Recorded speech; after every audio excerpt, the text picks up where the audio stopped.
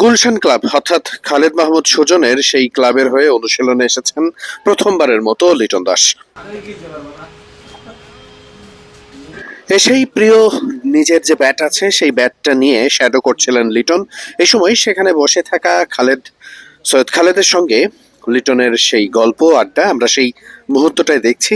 অনুশীলন শুরু হওয়ার আগ মুহূর্ত এটি, যখন লিটন দাস আসলে প্রস্তুতি নিয়ে এসেছেন, তিনি অনুশীলন শুরু করবেন।